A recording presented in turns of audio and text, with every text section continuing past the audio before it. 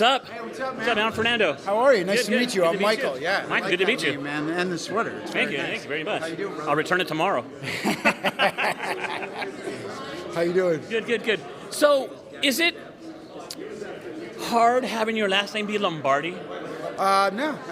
It's nice actually. Nothing. Are you related at all to the Lombardi No, family? but my nickname in high school was Vince. No. About that? Yeah. Yep. It was. The only thing that's happened sometimes is what's his name? There's a Lombardi who he's a football announcer guy. Right, that's that other guy, right. The other guy. So yeah, his name comes up in Google quite often. So Right, that's you a and little him. tricky. Yeah. Yeah. So cool, that's a cool. little tricky, but it's cool. So why is there a 1 and a 4 in the Retaliator? Good question. So there's a 1 and the 4 in the Retaliators because you haven't seen the movie, have you? Okay. So not to give it away, but basically they're called subhumans, okay? So they're these very bad people, and they're numbered 1 to 21. So the numbers have some significance to the film. So that's why there's numbers in the name. Okay. I caught 2 numbers there. Yeah, there's 2. So, oh yeah, this is a 5, right? that's a soft 5. We're pushing. Well, it could be 415 area code, San Francisco area. There you go. Okay. Have you ever retaliated against somebody? I certainly have thought about it. I can't think of. It's not really my nature, to be honest with you. Nor is it my characters in the film. However, I'm fortunate to say that nothing that terrible has happened to a loved one or to me myself that I've been driven with that question. If you had a minute alone, would you hurt the person? You know, I think it's one thing to have that concept and understand it, but if you're in front of another human being, would you really be able to hurt them? It's a crazy concept if you're not just sitting in a chair watching it, but really, posed with it is a different thing. How was it making this film? Making this type of film, how was it for you? It was unbelievable. Making any movie's easy. This has been three years is not easy. It's been 3 years through the pandemic.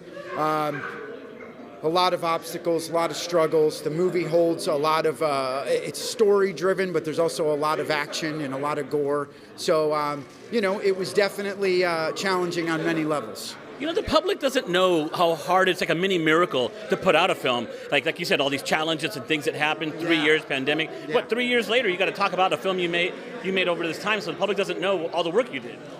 No, it's interesting, and nor did I realize, I know that it's very difficult to make a movie, but until you're in it, it's like nothing. You have to be able to want to run through walls. You have to love it. You have to bleed for it. You have to be filled with passion, and it's something that you just have to have a feel that you need to tell the story. Because if you don't have all that passion, you'll never make it through. That's right. That's the greatest answer for that. Yeah, thank you. That is. Thank you. Thanks. All right, Michael, so why should we see this film? I think, if we're lucky as filmmakers, it's a slow burn. It's very actor-driven and story-driven. But at the end of the day, if we're fortunate, you might leave talking about it and asking a few questions. And to me, a thought-provoking film is a fun film. So not only is it a fun, popcorn, entertaining movie with a crazy wild ride, a roller coaster ride, but you certainly will have some topics to talk about afterward as well. How come, most horror movies kind of don't make it, but when they do, they become cult classics, they become something special? So did this movie, you think, had some of this feel to it? Well, look, I think it has to find its audience. Hopefully it does. We've been doing pretty well with critics, and so far we've been blessed. Hopefully that, an audience, number one. Hopefully it finds its audience and it continues to grow. But I think, horror is an interesting genre. I love it. Sometimes it's funny, sometimes it's scary, sometimes it's just crazy. But I think the audience of the genre likes to sort of buckle their seatbelt and go on this crazy roller coaster ride, not knowing what to expect. The reason I'm saying this is because A Nightmare Before Christmas, it barely broke even, but over time it really made. its syndication made money. Yeah. It's big in Japan. And It found its audience. Yeah. Yeah. Totally. Well, hopefully this thing's grow, word of mouth, some hype, and people like it. Right, I hope so too. Thank you, man, All right. very much. Good to meet you, Mike. Thank you. Good to meet you. Good to meet you. Welcome to FabTV. Look at Hollywood's latest. See all the red carpets dressed to a T. Yeah, you know me. It's all free.